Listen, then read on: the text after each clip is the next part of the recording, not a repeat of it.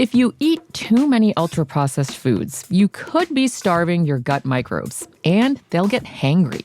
That's one of many things I learned after working on a new audio course about the gut microbiome. You can learn how to keep your gut happy by listening to Try This from the Washington Post. I'm Christina Quinn. I host Try This. Dig in with me on practical advice for life's common challenges. Follow Try This right now wherever you're listening. Seriously, try it. It's KFI AM 640, and you're listening to The Conway Show on demand on the iHeartRadio app. KFI AM 640, it is The Conway Show. All right, ding dong, everybody. Another day, and another day closer to the holiday. Tomorrow, everyone will take off. I don't think we'll be here Monday, and I think there's a Charger game Friday, Crozier, so I think it's a 3-day week for us next week. I think it's a Charger game a week from Friday. 3-day week? A 3-day week, yeah. Why is that? Because we're off on Monday. Who's we? Well, you and I. Are you working Monday? I will be here, sir. Oh, no. I'll be working too. So 4-day week for all but you. And maybe Sharon, yeah. Bellio's taking off. Oh, I didn't know so that. she's got the 3-day week, too. Yeah. All right. Well, So the we was you and thee. That's right. Sorry. All right. Thanks for the reminder, though. I'll bring by some hot dogs. Please. Yeah, we've had good luck with Hot Dog Day. Yeah. Might as well fire that up again. Get a funky arm from that. Yeah, that's right. Michael Monks is coming on at 5:35. That'll be a cool. Dean Sharp. 4:30. I'm sorry, 4:35. That's okay. I know. I've had a lot going on. You've been very busy. Yeah, I took last week off, and then you got to catch up on all the crap that you didn't do while you're off for the week. Like what? So I've got a lot going on. I can't tell you really on the air, but I'm being sued by Petros and Money. You know, that's kind of odd, having to deal with depositions and, you know, those two. Yeah. And then it's remarkable how management of this building have taken the side of Petros and Money, you know. Well, I didn't hear about that. Oh, yeah. What? Yeah. Did they say something to you? Yeah, that, you know, you should come up with your own bits. You know, you don't steal bits from other people. Really? Yeah, I think they were talking to me. Maybe they were talking to Gary and Shannon. I don't know. Do we need Sweet James? I don't know. Angel texted me something. Angel, what did you text me about Huell Howser? I said that Carrie and Shannon were totally riding your Huell Howser bit. Oh, is that right? Well, what'd they say? What'd they do? I don't know. It was just going on and on about Huell Howser and pickles. Oh, okay. Well, I guess, you know, anyone could talk about it. I don't know Huell Howser. But if they were making, you know, sexual porn out of his audio, that would be something else. But anyway, so I'm dealing with that. The Petros and Money hot dog lawsuit, that's been draining. I changed dentists, and so you get to know the whole new crew at my new dentist's office. And, you know, when you start with a new dentist, you try to go 60-40, you know, with the new guy or the new gal. And I think I hit those marks, you know. I think I hit 60-40, which is probably pretty solid for a new patient. Can you explain what that means? Oh, 60-40? Yeah, going 60-40 with your new dentist, we are all confused. Oh, I'm sorry. I thought that was pretty well known in the dental world. When you start a new dentist, you try to be truthworthy and tell the truth at least 40%. You know, when's the last time you had them clean? When's the last time you had an x-ray? Do you grind your teeth? Do you use a mouth guard? And you sort of get, you want to get to around 50-50, but I go 60-40. So 60% probably BS, 40% truth, you know. And I like to live in the 60-40. That's where I live. But this new doctor is great. And I'm such a snob a-hole that my dentist retired. You know, he left the building, and he's going on to, I don't know, get a boat and a camper, and he went to Idaho or something. And so I had to look for a new dentist. And I hate asking people who their dentist is, because if I come up with a bad experience and they recommended me, then that kind of hurts our friendship. Like Belly, if you recommended a dentist to me in Burbank and they ended up putting me under and I was paralyzed, from the anesthesia, Gosh, yeah. then I would Sue me. It would affect our relationship. Yeah. Like But how would I be responsible for that? because it was your recommendation and I'm in a wheelchair. That's why. Well, I got an idea. Maybe if you, with your 60-40, went 40 and not 60, that wouldn't have happened. Yeah, maybe that's right. Maybe that's possible. But anytime they say, have you ever been addicted to this or that, or, do you drink? It's like, no. I never had any of that stuff.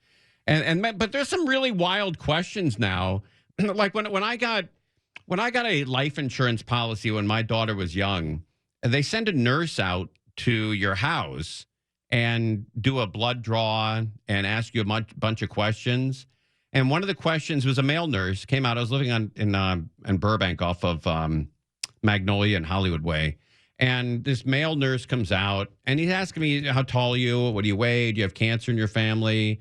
Has your brother or sister ever had cancer? Has anyone passed away early? They want to know if you're a risk because they don't want to take you on if you're a risk, if you're going to die in 2 weeks. So one of the questions, and it startled me, this is 12 years ago. One of the questions was, hey, he says, do you have, are you HIV positive? He goes, no, he says, do you have AIDS? And I said, do you have AIDS? Great comeback. Did he get the joke? No, and he said, what? I go, well, if you're in my house asking me if I got AIDS, I want to know if you got AIDS.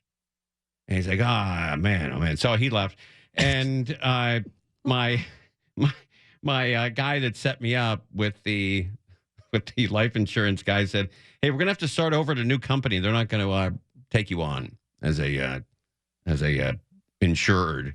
And I said, oh, okay. And he goes, don't ask the guy or the nurse that comes out if you're HIV, if they are. I said, I'm sorry. It's a knee-jerk reaction, I mean, the guy says, you have AIDS? I'm like, would you have AIDS?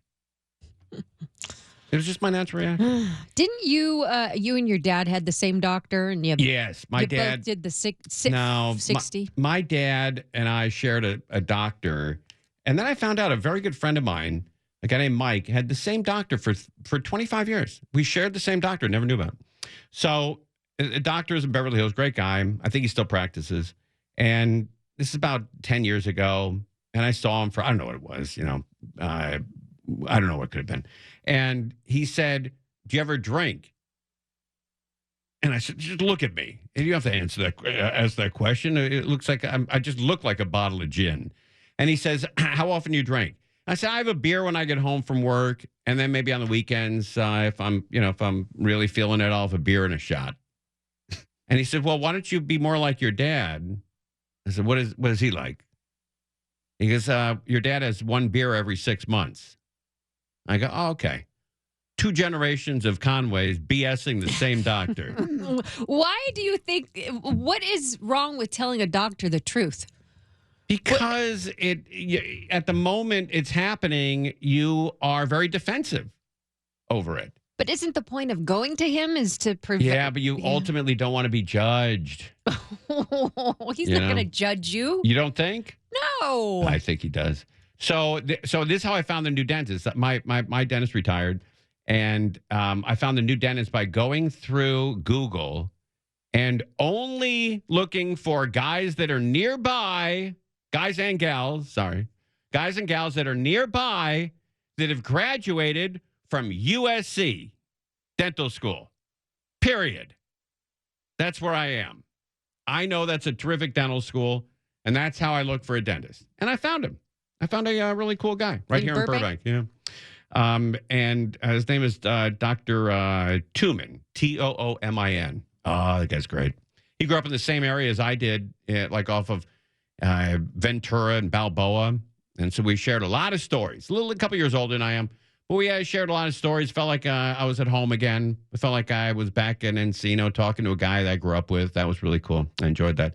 And then the Linda and May, the 2 ladies in the office, they've both been there for 30 or 40 years, and they have the energy of people who are new employees. And God love them. I don't know how you do that. I don't know how you work for a company, for a dentist, for a tire company, a restaurant, for 35 years, and yet you still have the energy of a new employee and the upbeat and the laughter and the inquisitiveness. It's great. I don't know how they did that, but man, they got it going on over there. They got it going on over there. So I had to deal with that. Then there's another big deal in my life, and I'm dealing with a lot of things out of work, and it's exhausting me. It really is. And I don't know what to do about it. I don't know whether to hire somebody to help me out. Can we help you? Can your crew help you? I don't think so. No, you guys aren't. You guys would. In those cases, you would all be useless. But okay.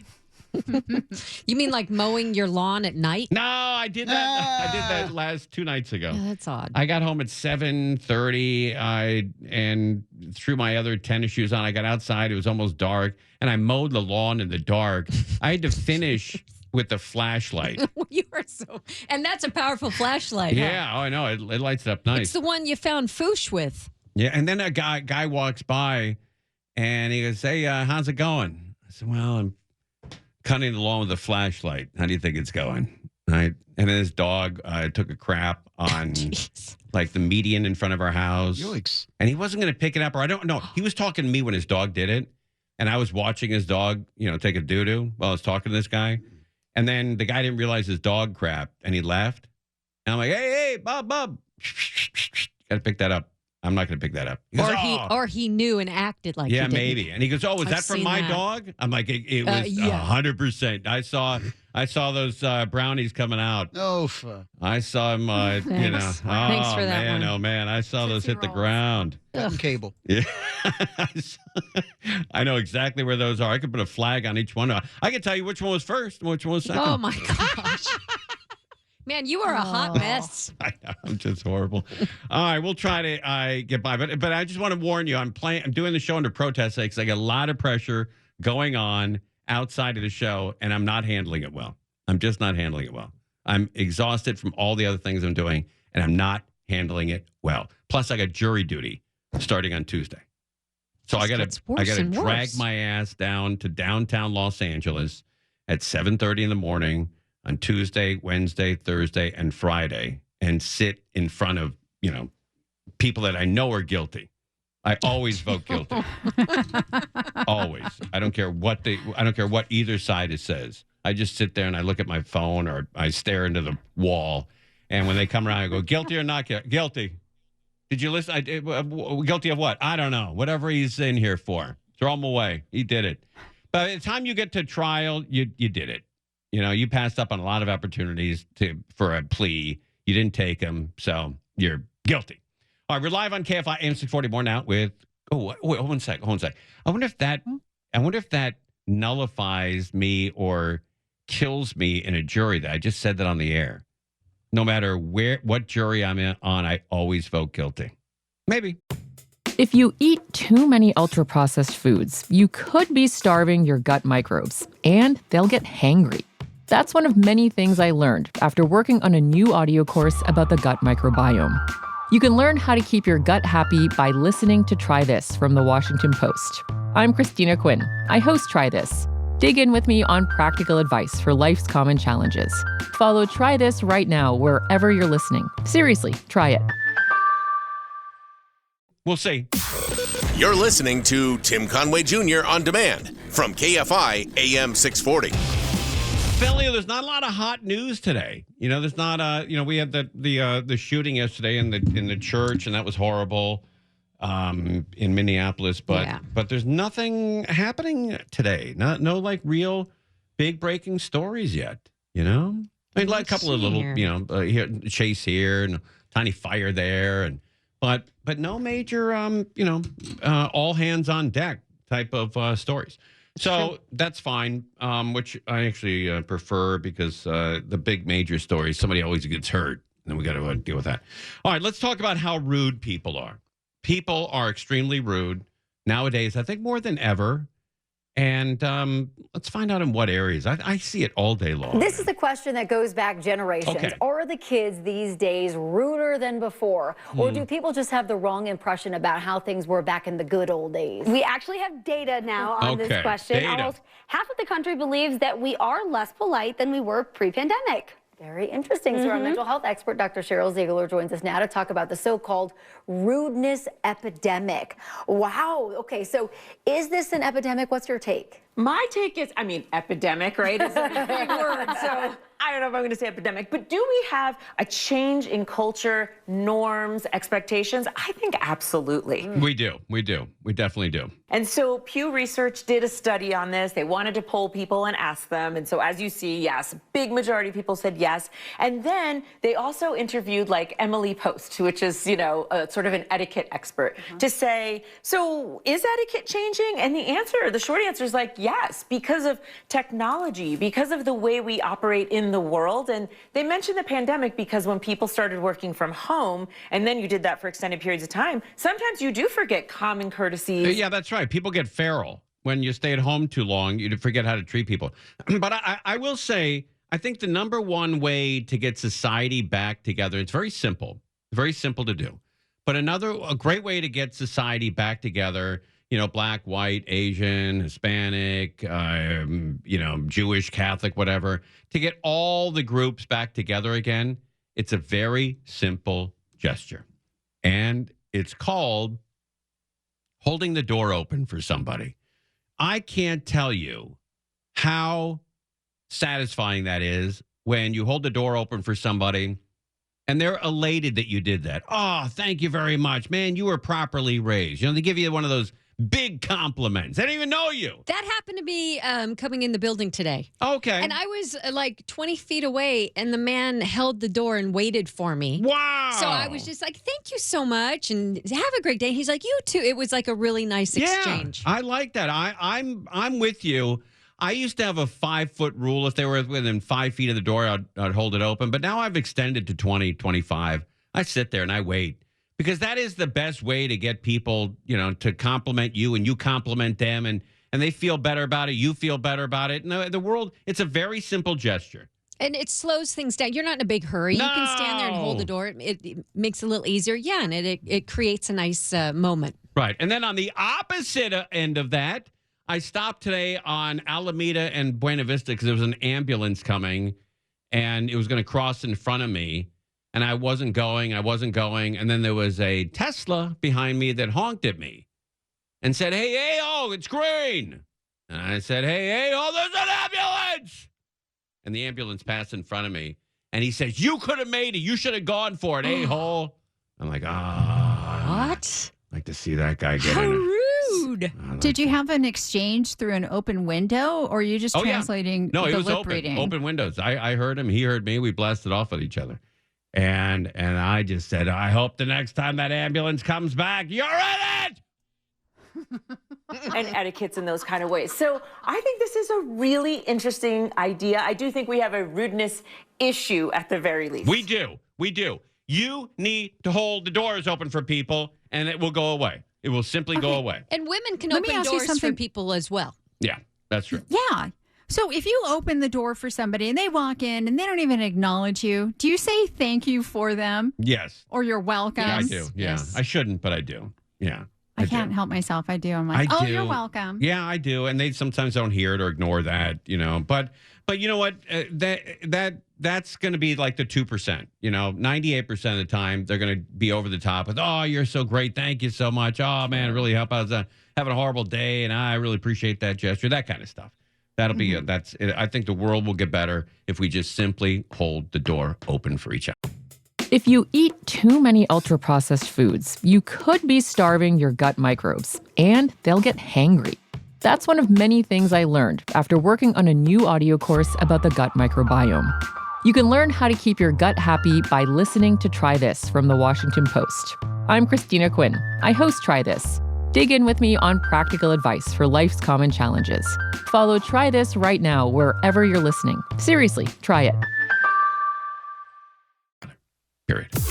You're listening to Tim Conway Jr. on demand from KFI AM 640. Michael Monks, how you, bub? Buenas tardes, senor. Yeah, look at you. All right, Governor Newsom is deploying his new teams to fight major crimes in California. Is that to cut off the National Guard coming to town? I think there is a couple of things at play here. One, this is a program that existed before President Trump returned to office. Okay. Two, Yes, is the answer to your question. Right. Absolutely. It's to say, hey, I don't know what you've heard out of Washington lately, but California is already tough on crime. Yeah. So more police officers, courtesy of the California Highway Patrol, are making their way to Los Angeles, to the Inland Empire, but also to San Diego, to the Central Valley, and also to the Bay Area. Where are they coming from? They are coming from the statewide agency, the CHP. Okay. This is a program that the governor implemented last year, and it focused on 3 areas originally, including San Bernardino and Bakersfield and other parts of the Central Valley. And the governor says this has been a significantly successful operation. Thousands of stolen cars, thousands of arrests, all done because they send these teams of about 15 CHP officers to work with various police departments and to target high crime areas. And they've been able to deter drug users and illegal gun operators and divert them to jail. But now they're expanding to 5 more regions. How long have you been in Los Angeles? 2.5 years. Okay. Have you been a victim of crime? We had a PlayStation stolen out of the mail. Okay. All right. So the answer is yes. It was probably a neighbor. Yeah. Okay. But I think you're lucky if you've not been either involved in a hit and run or somebody taking crap off your property or out of your car. It's everywhere. Almost everybody I know has been a victim of some kind of crime. Bellio pulled a knife on me in the hallway. Yeah, I know. Well, that doesn't count. She's just really angry, angry as hell. Yeah, and it's over an internal issue here. But what are we talking about nationally about California?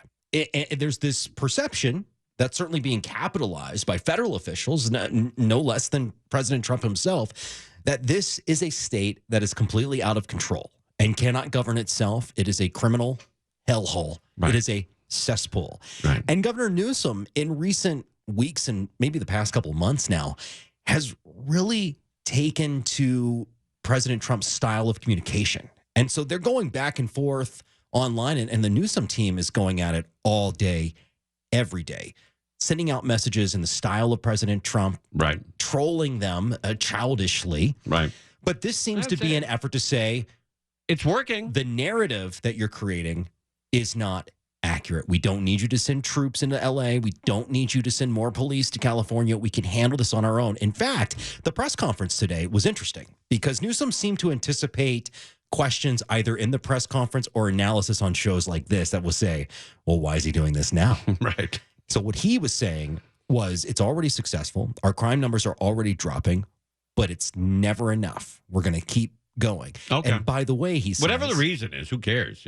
By the way, he says our murder rate is very low right now. Lowest it's been since 1966.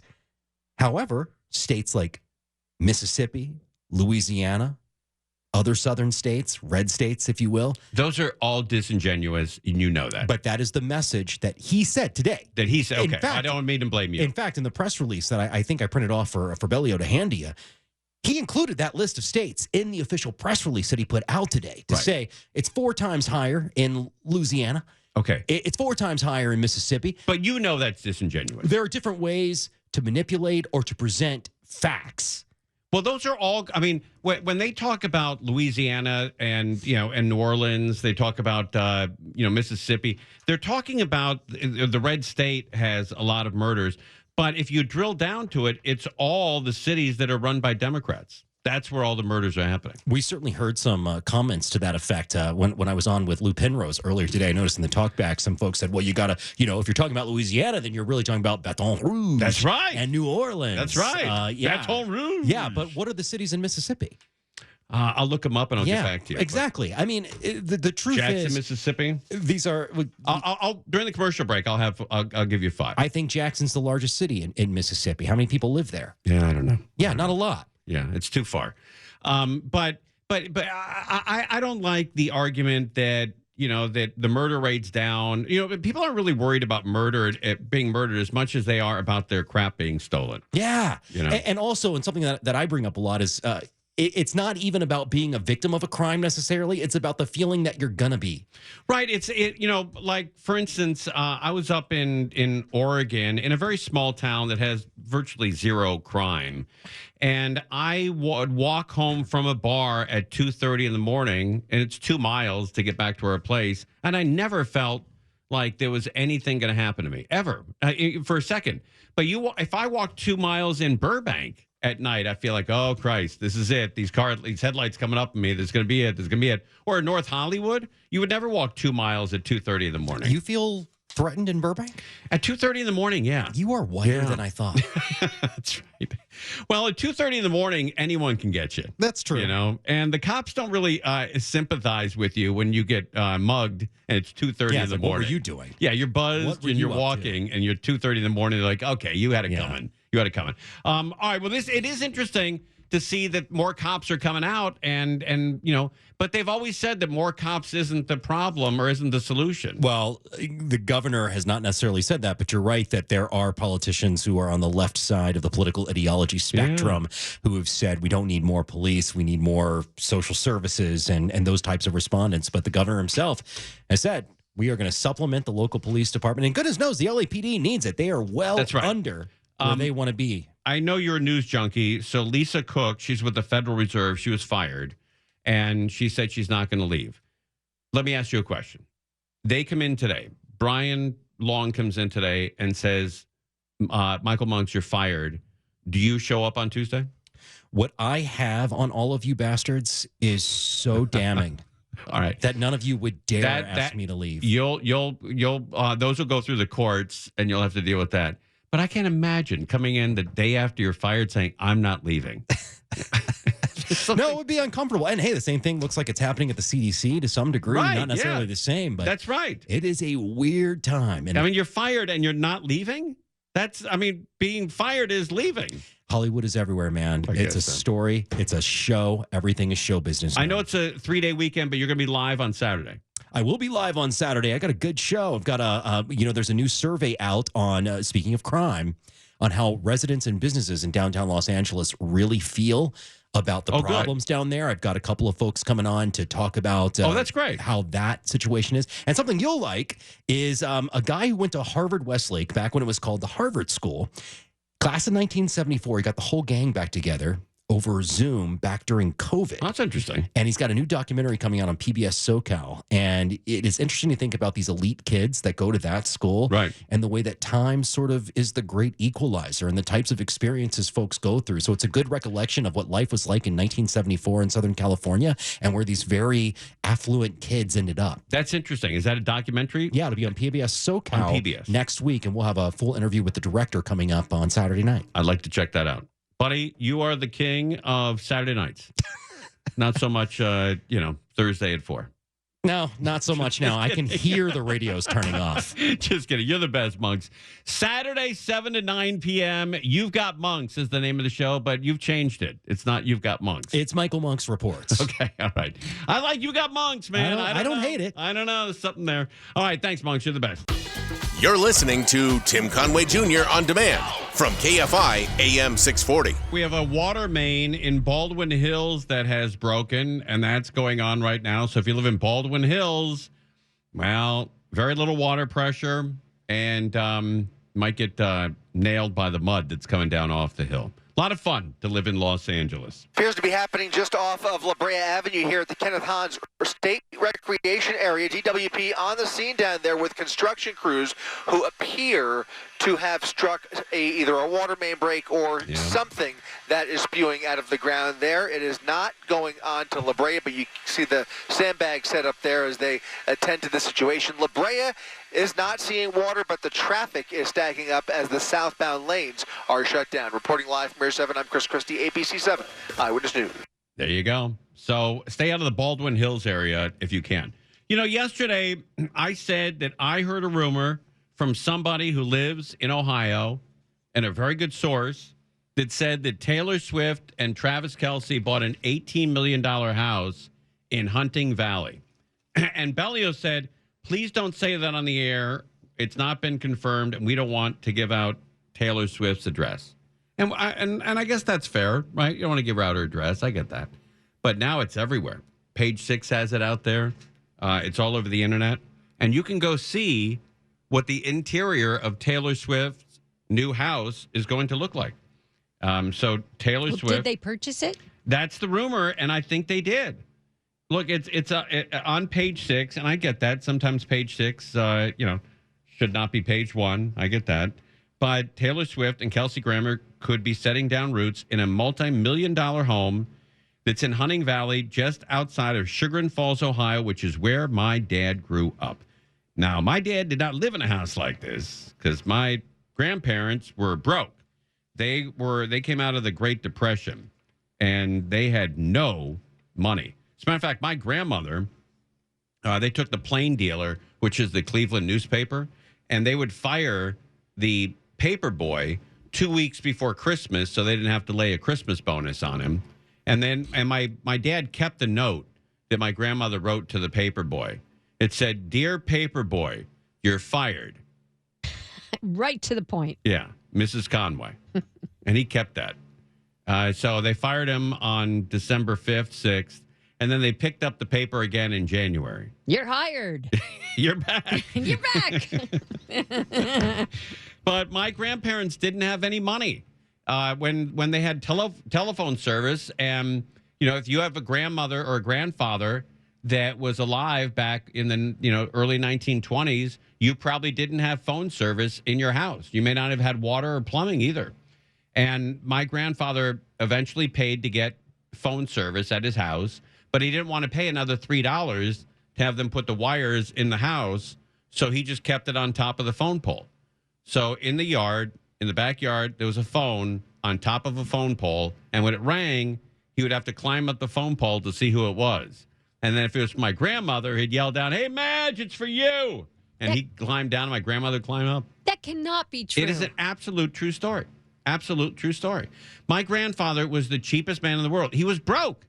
He bought a doorbell from Sears, where America shops, and he spent $2.95 for the doorbell.